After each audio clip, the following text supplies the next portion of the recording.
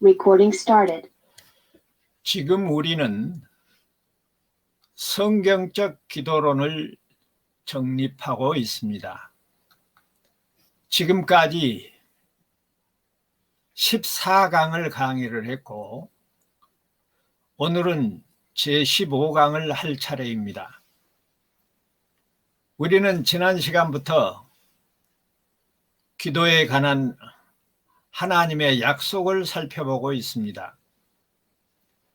지난 시간에 기도를 통한 하나님의 약속의 첫 번째로 우리로 하여금 회개하게 하심으로, 회개의 기도를 하게 하심으로 우리 죄를 속하시고 우리를 구원해 주신다는 약속과 응답을 정리했습니다. 뿐만 아니라 우리의 필요를 아신 하나님께서는 우리로 하여금 하나님의 나라를 구하고 그의 그 의이신 예수 그리스도를 구하게 하심으로 우리의 모든 필요를 채워주신다는 그런 약속을 정리했습니다. 오늘은 지난 시간에 이어서 세 번째로 믿음으로 기도하게 하심으로 우리의 기도를 응답해 주시는 사실과 네 번째로 순종하는 삶을 통해서 기도하는 그 기도를 응답해 주신다는 사실과 마지막 다섯 번째로 서로 용서하고 기도하게 하심으로 응답하게 해 주신다는 사실을 차례로 살펴보도록 하겠습니다. 그러면 지난 시간에 의해서 세 번째로 믿음으로 기도하게 하심으로 응답하게 하시는 내용을 살펴보기 위해 성경을 한 군데 찾아보도록 하겠습니다. 마가복음 11장 24절에 보면 이런 말씀이 있습니다. 그러므로 내가 너희에게 말하노니 무엇이든지 기도하고 구하는 것은 받은 줄로 믿으라. 그리하면 너희에게 그대로 되리라. 받은 줄로 알고 믿으라고 그렇게 말씀하고 있습니다. 믿음은 경험적인 현재의 세계와 눈으로 볼 수 없는 초월적인 세계를 연결하는 고리요 이음새입니다. 믿음이 뭐라고요? 우리가 경험하고 눈으로 볼 수 있는 이 세계와 눈으로 볼 수 없는 저 초월적인 세계를 연결하는 무엇이다? 고리라. 그리고 이음새라. 이런 기가 막힌 명제를 우리에게 생각나게 하심도 하나님의 귀하신 은혜입니다. 다시 말씀드립니다. 믿음은 이 세상과 저 세상을 연결하는 고리라. 믿음이 없이는, 그러므로 믿음이 없이는 하나님을 알 수도 없고 볼 수도 없습니다. 우리가 하나님을 볼 수 있는 유일한 방법은 오직 믿음뿐입니다. 여기서 사용되고 있는 이 믿음이라는 말은 헬라어로 피스튜오라고 합니다. 피스튜오. 사람이나 물체에 대해서 확신, 믿음을 갖는다는 뜻이고 또 신용한다. 영적인 모든 것을 그리스도께 맡긴다는 의미도 있습니다. 피스튜오를 설명하고 있습니다. 헬라어 피슈튜오는 신뢰하다, 참되다고 생각하다, 설득하다, 확신을 두다 등의 여러 가지 뜻을 가지고 있는 말입니다. 히브리서 11장 1절로 8절에 보면 이런 말씀이 있습니다. 믿음은 바라는 것들의 실상이요 보이지 않는 것들의 증거니 선짐들이 이로써 증거를 얻었느니라. 믿음은 눈으로 볼 수 없는 것을 보는 것처럼 확신하는 것, 바라는 것들의 실상이라. 3절에 보면 믿음으로 모든 세계가 하나님의 말씀으로 지어진 줄을 우리가 아나니 보이는 것은 다 나타난 것으로 말미암아 된 것이니 아니니라. 믿음으로 아벨은 가인보다 더 나은 제사를 하나님께 드림으로 의로운 자라 하시는 증거를 얻었으니 하나님이 그 예물에 대하여 증언하심이라. 그가 죽었으나 그 믿음으로 지금도 말하느니라.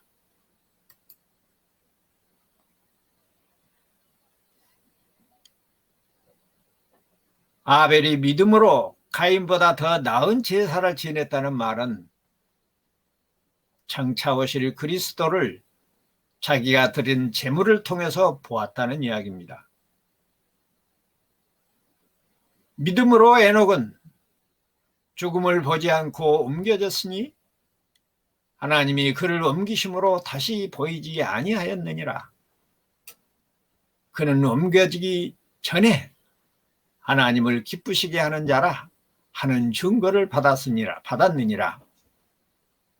믿음이 없이는 하나님을 기쁘게 하지 못하나니 하나님께 나아가는 자는 반드시 그가 계신 것과 또한 그가 자기를 찾는 자들에게 상 주시는 이이심을 믿어야 할지니라.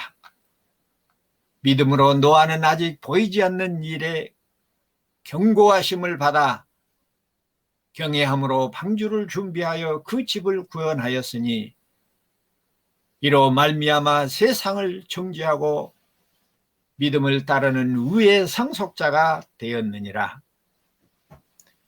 믿음으로 아브라함은 부르심을 받을 때 순종하여 장래의 유업으로 받을 땅에 나아갈새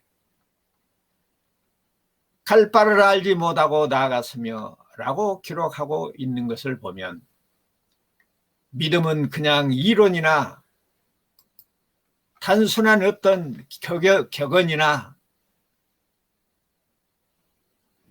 훈계가 아니라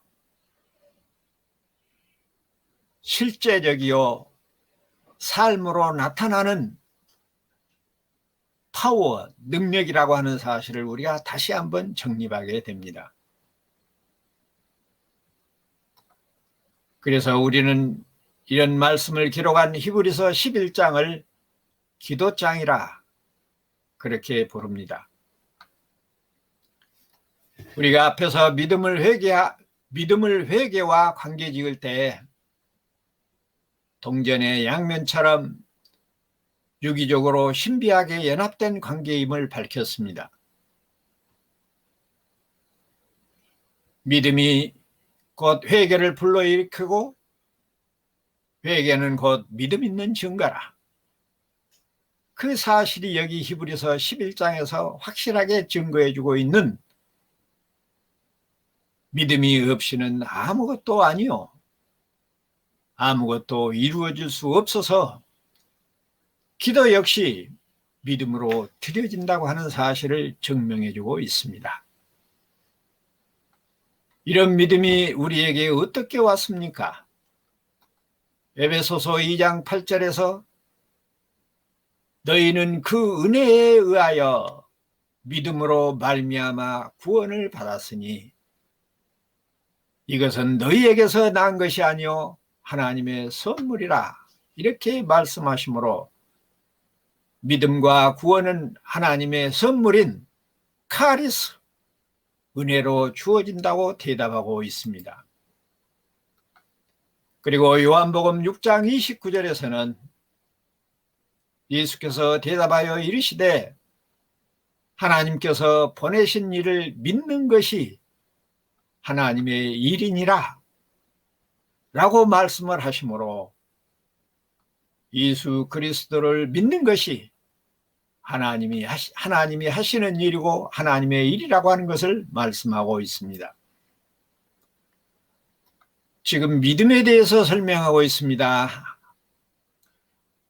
왜냐하면 믿음으로 기도를 드려져야 또 믿음으로 기도를 드리게 해서 응답해 주시기 때문에 그렇습니다.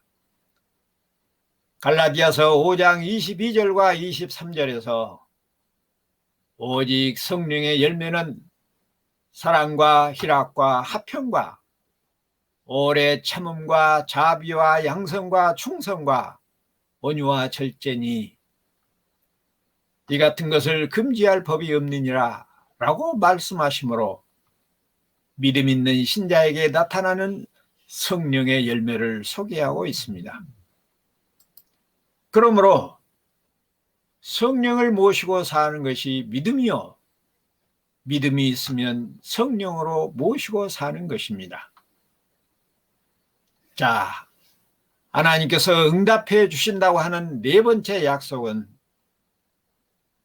하나님의 뜻을 따라 순종하고 기도하게 함으로 응답해 주신다는 이야기입니다. 그러니까 하나님이 기뻐하시고 하나님의 뜻을 따라 사는 것도 은혜가 아니고는 불가능하다는 이야기입니다. 요한복음 9장 31절에 보면 하나님이 죄인의 말을 듣지 아니하시고 경건하여 그의 뜻대로 행하는 자의 말을 들으시는 줄을 우리가 아나이다, 이렇게 말하고 있고, 요한일서 3장 22절에는 무엇이든지 구하는 바를 그에게서 받나니 이는 우리가 그의 계명을 지키고 그 앞에서 기뻐하는 것을 행함이라, 이렇게 말씀하고 있습니다.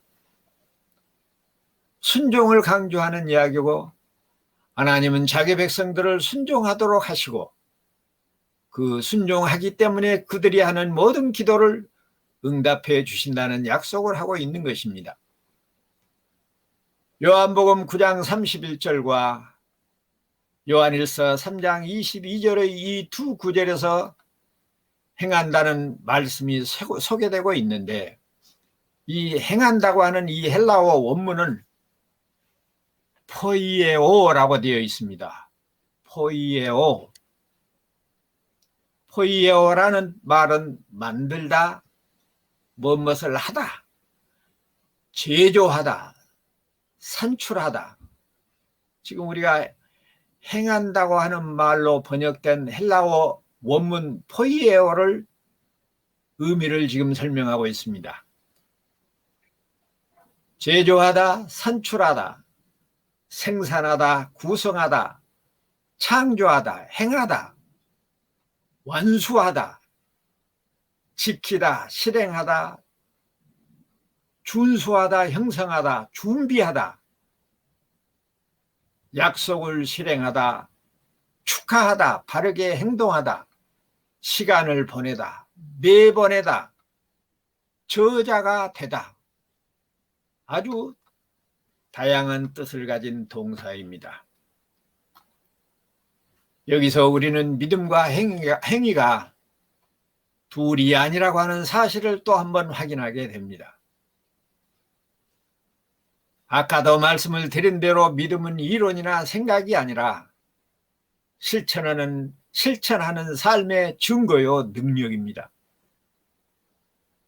믿음이 있노라 하고 행함이 없으면 그것은 죽은 믿음이라고 야고보서 2장 17절에서 말씀하고 있습니다. 자, 히브리서 2장 14절부터 17절을 제가 천천히 한번 읽어드리도록 하겠습니다.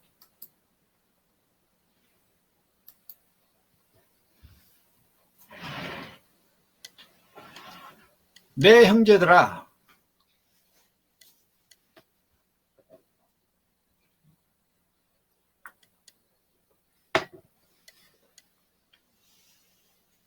만일 사람이 믿음이 있노라 하고 행함이 없으면 무슨 유익이 있으리요? 믿음과 행함이 둘이 아닌 것을 지금 말하고 있습니다. 그 믿음이 능히 자기를 구원하겠느냐? 행함이 없는 믿음은 믿음이 아니라는 이야기죠. 그런 믿음은 자기를 구원할 수 없다는 이야기죠.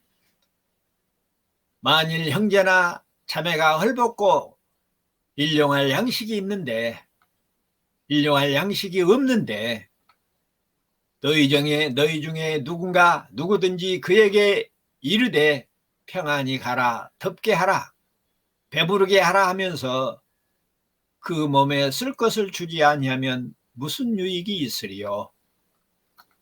이와 같이 행함이 없는 믿음은 그 자체가 죽은 것이라. 이렇게 해서 지금 우리 한국교회가 가지고 있는 믿음의 개념을 성경은 분명히 달리 해석하고 말씀하고 있는 것을 알아야 됩니다. 믿음은 단순히 어떤 생각이나 신뢰, 고개를 끄덕거림으로 끝나는 것이 아니고 이 약방의 감초 같은 믿음, 행함이 있는 믿음, 우리를 구원하는 믿음과 삶의 행위가 나와 여러분에게 드러나기를 진심으로 기도하고 소망합니다. 마지막 5번째로, 하나님은 우리에게 기도를 응답해 주시겠다는 약속을 어떻게 하고 있냐 그러면 서로 용서하고 기도하게 하심으로, 피차간에 서로 용서하고 기도하게 하심으로 우리의 기도를 응답받게 해 주신다는 이야기입니다.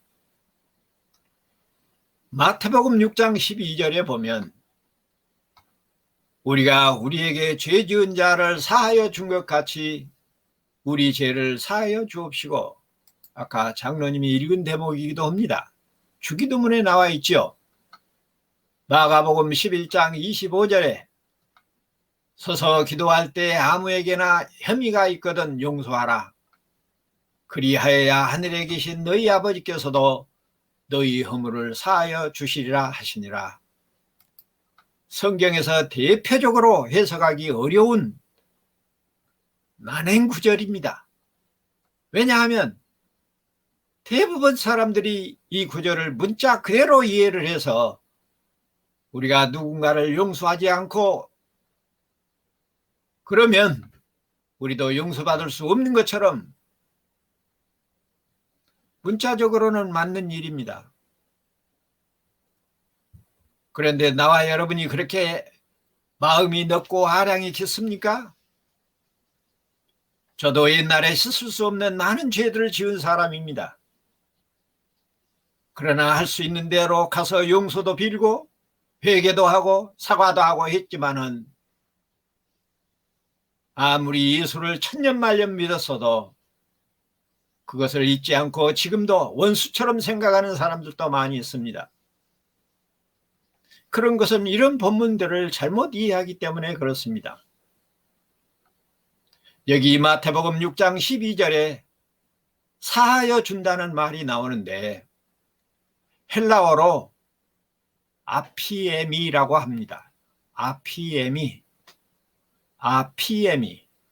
아피엠이라고 하는데 이 아피엠이라는 말은 보내다, 쫓아내다, 산출하다, 용서하다, 포기하다, 허락하다, 인정하다, 방해하지 않다, 떠나다, 울부짖다, 버리다, 곁에 두다, 생략하다, 따로 내어놓다, 면제하다, 고생하다 등의 다양한 의미를 가진 말입니다. 하나님께서 누구의 기도를 응답하신다고요? 형제의 잘못을 서로 용서하는 자들의 기도를 응답하신다는 이야기예요. 사실상 저도 살아오면서 용서할 수 없는 사람들을 많이 만났습니다. 그래서 지금도 가끔은 생각만 하면은 부하가 오르고 열이 오르는 그런 경우가 있어요. 감사하게도 그럴 때마다 성령께서 이 구절을 기억하게 하십니다. 너는 목사다. 내가 너를 용서했다. 세상의 모든 죄를 용서하는 내가 너희 안에 있는데 왜 나를 통하여 그들을 용서하지 못하느냐? 주님은 내게 늘 물음으로 나의 완악한 마음이 누그러질 때가 많이 있습니다. 여러분에게도 그 은혜가 임하기를 진심으로 바라는 것입니다. 만약에 이것이 없으면 우리가 이 세상을 어떻게 살아갈 수 있겠습니까? 피차간의 실수와 잘못, 용서할 수 없는 크나큰 죄악들이 있음에도 그것들을 마음에 담고서는 한시도 편하게 살 수 없는 것이지요. 마가복음 11장 25절에서 용서하라는 말씀을 사용하고 있는데 헬라어 원문으로는 위에서 소개한 마태복음 6장 22절에서 사용된 단어 에피에미와 똑같이 사용하고 있습니다. 사실 우리가 부부간에도 가끔 티격태격할 때 10년 전에 20년 전에 있었던 일을 잊어버리지 않고 기억해 내면서 말싸움을 계속할 때가 있습니다. 우리는 그렇게 악해요. 우리 스스로는 부모도 형제도 부부간에도 용서하지 못하고 삽니다. 하나님의 영, 우리의 모든 죄를 용서하신 그분이 우리 안에 계셔서 우리에게 감동 감화를 입히시고 우리를 움직이실 때야 우리가 누군가를 용서할 수 있는 것도 깨달아야 합니다. 하나님이여 그 은혜를 우리에게 주시옵소서. 기도의 제목으로 삼으시기를 바랍니다.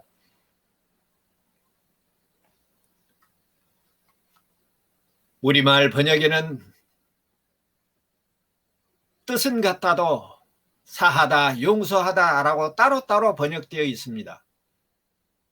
헬라어 언어는 마태복음에서나 마가복음에서나 똑같이 에피에미라고 그렇게 번역되어 있는데, 그렇게 기록되어 있는데, 물론 우리말에 사한다는 말이나 용서한다는 말은 의미적으로는 같은 의미지만은 다른 단어를 사용하니 오해할 수 있는 의미도 있다는 이야기입니다.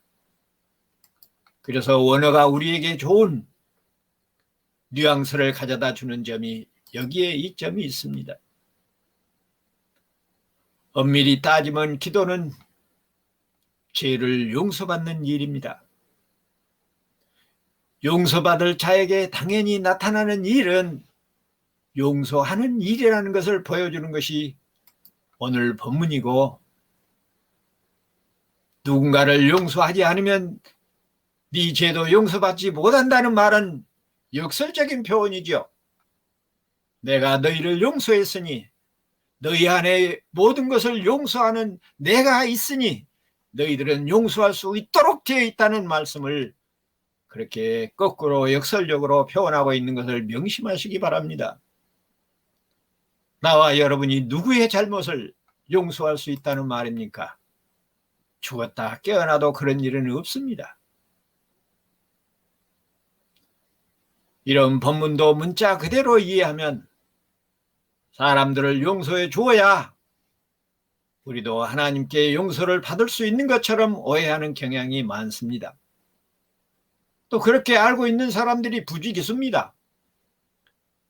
그래서 누군가를 용서를 해야 되는 이유는 자기가 용서받기 위해서라도 용서해야 한다고 생각하고, 용서하기 싫어도 용서하는, 그건 용서가 아니죠. 나도 모르게 내 안에 역사하시는 성령이 상대방의 잘못을 아까 멀리 한다고 했어요. 잊어버린다고 그랬어요. 그리고 오히려 옆에 둔다고 그랬습니다. 죄악은 멀리 보내고 사람은 옆에 가까이 두는 것이 바로 아까 뭐요? 에피엠이라. 그래서 아까도 말씀드린 것처럼 이런 본문은 역설적으로 이해하고 해석해야 맞습니다. 왜냐하면 우리가 감히 누구를 용서하고 누구를 용서할 만한 아령과 능력과 권세가 있겠습니까? 없습니다. 왜냐하면 의인은 흠난이 하나도 없기 때문에 그렇습니다. 우리를 용서하신 우리 주 예수 그리스도께서 우리로 하여금 용서할 수 있도록 함께 하시지 않으면 우리가 누군가를 용서한다는 것은 천부당만부당한 일입니다. 사랑하는 광주요나 교회 식구 교우 여러분, 세상 죄를 용서하고 감당하신 그 주님이 우리 안에 계시니 그 주님의 능력으로 그 주님의 역사하심을 따라 우리에게 죄 지은 자를 용서하고 사랑할 수 있는 은혜가 임하기를 진심으로 바랍니다. 그러니 여기 마태복음 6장 12절이나 마가복음 11장 25절 같은 말씀은 기도하기 전에 우리로 하여금 자신을 성찰하고 행해야 할 바를 깨닫게 하여 행하게 하신다는 말씀이기도 합니다. 내가 해야 할 일을 하지 않고 젖혀두면서 누군가에게 무엇을 요구한다는 것은 세상 사람들에게도 맞지 않는 일입니다. 하물며 하나님의 영으로 사는 나와 여러분을 하나님께서 철저하게 간섭하고 계신다는 사실을 말씀하고 있는 것입니다. 하나님께 용서받은 자라야 이웃을 용서받을 수 있다는 사실을 역설적으로 보여주는 것이 오늘 본문의 말씀이기도 한 것입니다. 성경에는 용서의 신뢰가 많이 소개되고 있습니다. 그 대표적인 신뢰를 들면 창세기 45장 3절부터 11절에 보면 요셉이 자신을 애굽에 팔아버린 형들을 용서하는 아름다운 이야기가 소개되어 있습니다. 여기 보면은 요셉이 그 형들에게 이르되 나는 요셉이라. 창세기 45장 3절부터 제가 읽습니다. 요셉이 그 형들에게 이르되 나는 요셉이라. 내 아버지께서 아직 살아 계시니까. 형들이 그 앞에서 놀라서 대답하지 못하더라. 요셉이 형들에게 이르되 내게로 가까이 오시오. 그들이 가까이 가니 이르되 나는 당신들의 아우요 요셉이니 당신들이 애굽에 판 자라. 당신들이 나를 이곳에 팔았다고 해서 근심하지 마소서. 한탄하지 마소서. 하나님이 생명을 구원하시려고 나를 당신들보다 먼저 보냈나이다. 이때에 2년 동안 흉년이 들었으나 아직 5년은 밭갈이도 못하고 추수도 못할지라 하나님의 큰 구원으로 당신들의 생명을 보존하고 당신들의 후손을 세상에 두시려고 나를 당신들보다 먼저 보냈나이다. 그런즉 나를 이리로 보낸 이는 당신들이 아니요 하나님이시라. 하나님이 나를 바로에게 아버지로 삼으시고 그 온 집의 주로 삼으시며 애굽의 온 땅의 통치자로 삼으셨나이다.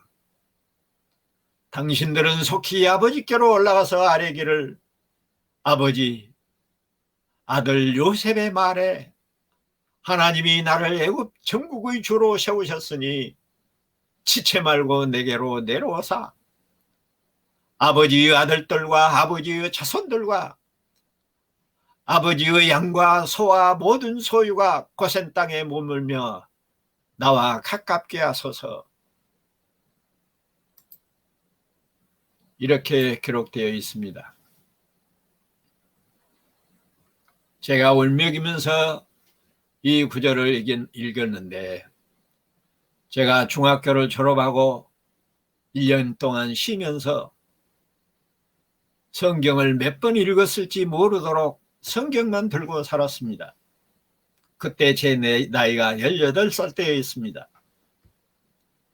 18세 소년이 이 부분을 읽으면서 형들의 소용을 읽으면서 얼마나 분통이 터졌는지 모릅니다. 어떻게 사랑하는 아우를 팔아먹을 수가 있는가? 그런데 요셉이 벌을 주지 않고 그냥 용서하는 것을 보고 또 저는 분통이 터졌습니다. 저 바보 같은 요셉. 마치 김대중 대통령이 전두환 대통령을 살려주고 용서하는 것처럼 분통이 터졌습니다.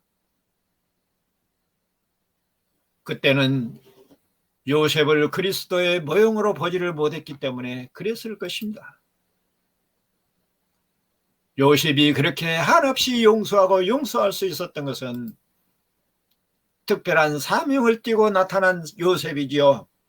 그리스도의 모형으로 나타났어요.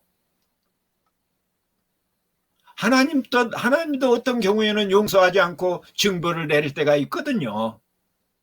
그런데 요셉이 이렇게 형제를 용서하고 있는 것은 그리스도의 모형으로 입혀진 인물로 그 의무를, 그 사명을 감당하고 있기 때문에 그런 겁니다. 용서와 관련된 말씀 중에 난해한 구절들을 한 곳 더 살펴보도록 하겠습니다. 마태복음 18장 21절에 예수께서 이르시되 내게 이르노니 7번뿐만 아니라 7번씩 70번까지라도 할지니라. 7,7은 49, 490번을 용서하라는 이야기죠.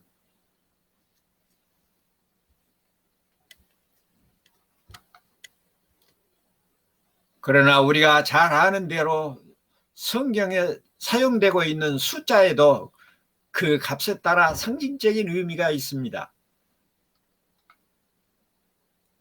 그러면 7,7은 49, 490번까지 용서하고 그 다음부터는 때려 죽일까요? 용서하지 말고. 여기 7은 삼위 하나님이 사방 세상을 다스리는 하나님의 통치수입니다. 하나님의 통치가 이루어지는 곳은 어떤 곳이 되겠습니까?